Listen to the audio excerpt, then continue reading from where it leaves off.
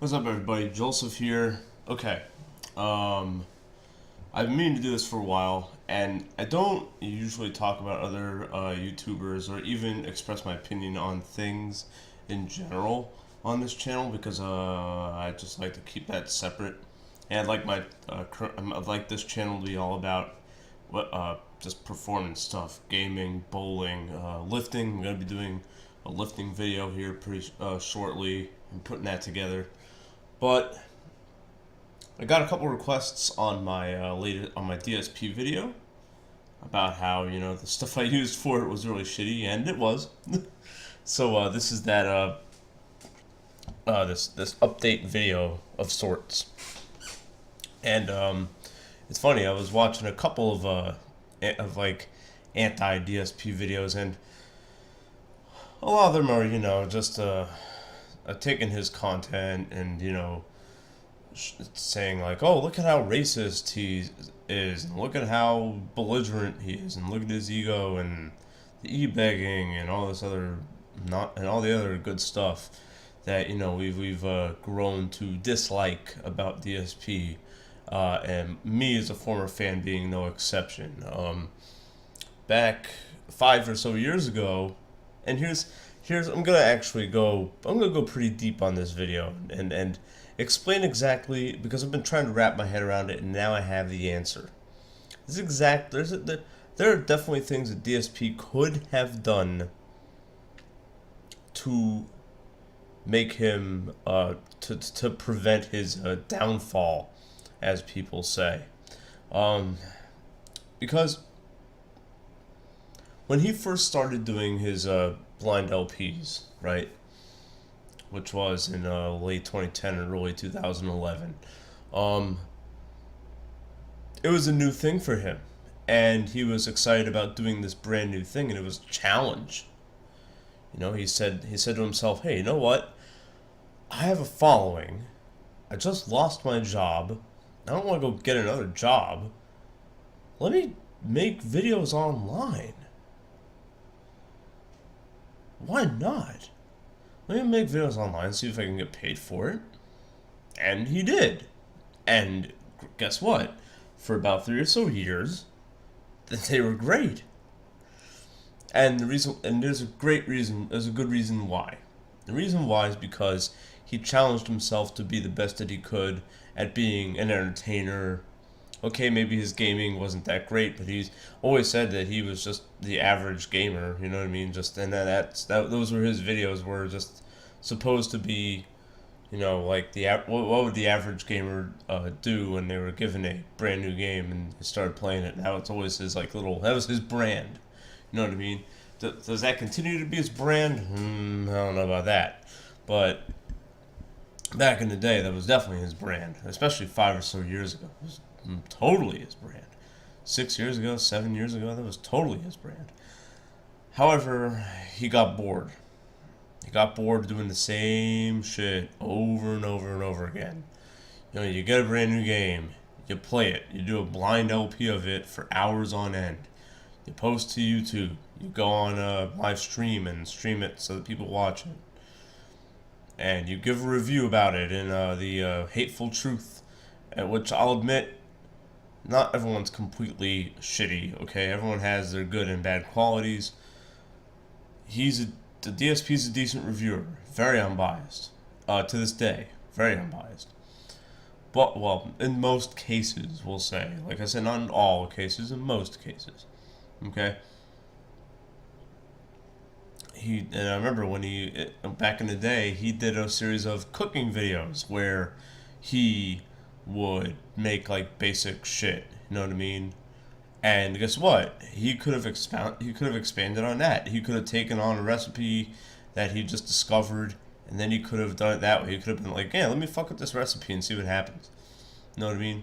But what happened to DSP is what is going to happen to a lot of people who make passive income. And let's be honest, DSP's income is extremely passive. He has very passive income streams, okay? Because all the videos that he's published on YouTube are still around. Even shit that he did 8 years ago, still there, okay? Do you think he's not getting paid off those? Of course he is. Yes, that was his angle all along, was to get paid passively. It's a great strategy. You can just sit on your ass, literally, and it's a paycheck that never ends. That's how most entrepreneurs get paid. They don't do much physical work. The only physical work they do is maybe press conference. They go to a release party for a product that they're selling, that kind of stuff. And if they feel like it's running dry, they will release a new product. Back in the day, I talked about the pickup communities, the pickup organizations, about PUA-ism. Okay. Again, I don't want to get sidetracked here, but a lot of that's how they make their money, is passively. And that's why a lot of those organizations that were really cool 5 years ago or even 3 years ago are suddenly starting to fall hard on their ass because they're not putting out new shit. And if they are putting out new shit, it's usually a rehash of their old shit. Okay? DSP never challenged himself. He never did. There's a great reason why I got into speedrunning, okay? Great reason. One, I was curious. Two, I saw that my videos that I was making were just phone the shit in, you know? Here it is, oh, here's this LP, I'm gonna challenge myself in some way that's not really a challenge. However, I don't take it seriously, so I don't really give a flying fuck. It's not my job yet. You know what I mean? When it becomes my job, trust me, it's going to be way different. And do I intend to make this my job? I don't know. We'll see. But DSP didn't challenge himself. He didn't say to himself, what can I do to make this interesting? What can I do to make this... What can I do to maintain the passion that I had when I first wanted to make this my job? And that's the reason why I did the e-begging. That's why he did the whole Patreon thing. Things that he was staunchly against. Staunchly.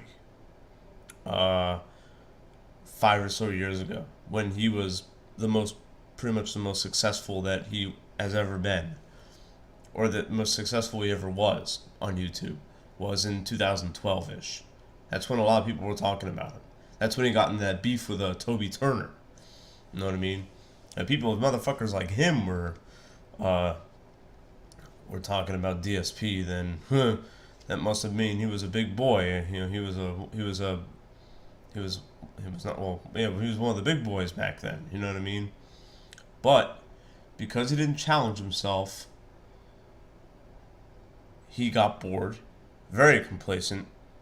And that's why you're seeing the DSP of today. Never got out of his comfort zone. He never said to himself, maybe I should take up speedrunning. Imagine that. Imagine if he took up speedrunning. It'd be great. It'd be great. He'd probably blame the game all the time, but whatever. It would probably teach him not to blame the game for his shortcomings and be like, oh, that's just my own inability to play the game properly or as quickly as I need to be. And in fact, I imagine that he's one of those individuals who dislikes speedrunning.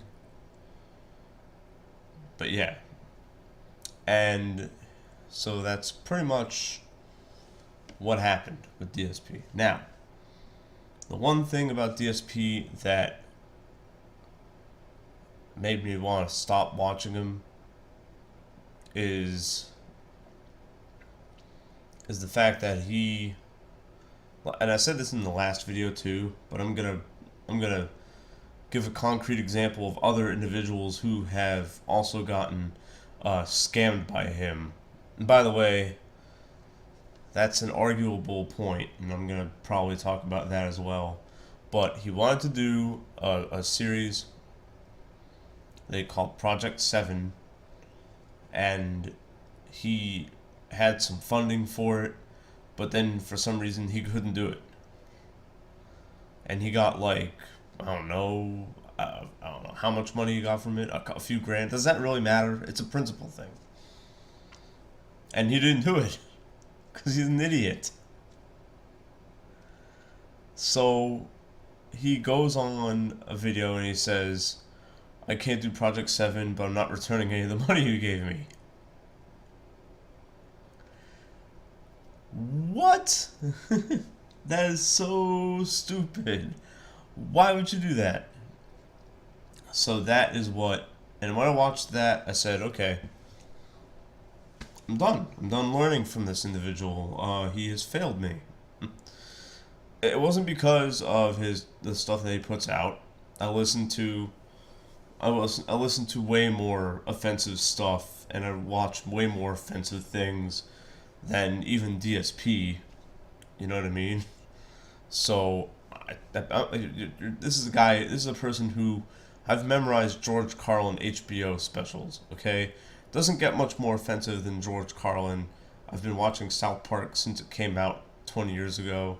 Doesn't get much more offensive than South Park. So yeah, it's not that. It's not the observations that he's even e-begging, because guess what? I just watched a speedrunner on Twitch play Final Fantasy 9 for 30 some odd hours in a row. Guess what? He did a lot of e-begging in that stream. And he admitted, he was like, oh yeah, I'm selling out and doing this gimmicked up stream because I'm a speedrunner and I'm playing a casual game. And he made, what, $900 off of it. You know what I mean? And people were paying him just so he could entertain. I don't care about the e-begging. Everyone begs. Everyone e-begs. Everyone does that kind of shit. When you ask for help, you're begging. But if you promise something, you don't deliver in some aspect, to me that's unacceptable. And I even said this in the last video, is that his Project 7 thing was supposed to be him playing Final Fantasy 7 and making fun of it and stuff like that, and just, you know, dicking around playing it and just being obnoxious while playing it. I honestly, that would have been enough, because the principle would have been there, you know. Well, you didn't, you know, it's like, oh, well, you know, you paid me to put on Project 7 as a TV show or whatever, and I couldn't deliver on that, but at least let me give you what it was originally going to be, which is a Final Fantasy 7 playthrough. And I believe that a lot, he would have gotten rid of a lot of haters if he'd done that. In specific, there's one dude who I'm watching now. I'm like 8 minutes into his video, and he kind of posted up saying that, oh, DSP is a scammer, you know what I mean? And he said that, I think he said that he gave DSP some money, that he was one of those who donated and stuff like that, and he just didn't get what he wanted, you know what I mean? And he was obviously really, really upset about it, and for good reason. Now, my argument is that, and I'm going to get in trouble with this, is that it's not a scam if you give someone money and they don't deliver, because when you do something like that, it alters your expectations, and it shoots your expectations to stupid high levels. Because, and that's why I'm against crowdfunding. Not because of the possibility of scamming, but the expectations that the donor of the money has. You know what I mean? If I was on Mother 4, there's been rumors of a fan made Mother 4 game coming out. Okay, just talk about the Mother series a little bit, and this is related to DSP's e-begging. And, you know, it hasn't gotten released yet, and I've been reading about it for almost 2 years now, since very late 2015. You know, imagine if I'd given those developers even like $5 to make this game. I'd be really pissed. I'd be like, where the fuck is my $5? $5 and it's been 2 years?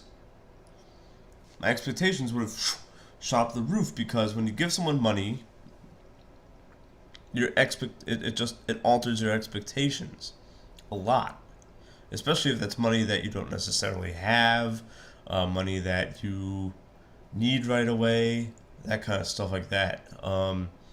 You can even see that with the mighty number nine, right? Is that the game that like everyone hates because it wasn't? It was a big letdown. Mighty number nine, yeah, that's right, yeah, and the fact that it was like really mismanaged and stuff like that. Well, when you give money to a developer to make something, you're automatically going to assume you're automatically going to expect that it's going to be perfect because you are invested in it and you gave something physical to invest in it. Okay, that's a and when you give away physical things as an investment, it shoots up expectations a lot because now you just lost something. For example, I bought tickets to WrestleMania, the Raw after WrestleMania, and the Hall of Fame ceremony. It's a lot of money that I spent, and there's rumors that WrestleMania and everything is not going to be as good as the other ones. Which, to be real honest, it's an experience. You know what I mean? Do you really think I bought WrestleMania tickets for the promise of a good WrestleMania show? I'm not going to give a flying fuck about the show. For me, it's an investment in my life, my quality of life. The fact that I get to go to a live televised WWE event, a WrestleMania, something that happens once a year and it's extremely special. The Hall of Fame ceremony, that's also once a year. Even Raw after Mania is its own little event now. That's a big that's a way different that's a way different expectation than giving someone money for something that you may not get. Way different expectations. For example, let's say I didn't buy the WrestleMania tickets. Let's say I didn't buy any of those kind of tickets at all, but I put down $20 for Mother 4 to get developed and released in like June of this year. And now June and July come around and the game isn't out yet.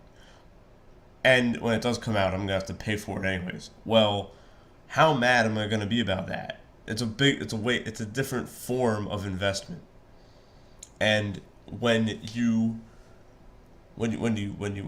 donate that kind of money to that kind of thing, it would behoove you to analyze those kind of expectations that you have and look deep within yourself to see if you can handle that kind of expectation and that kind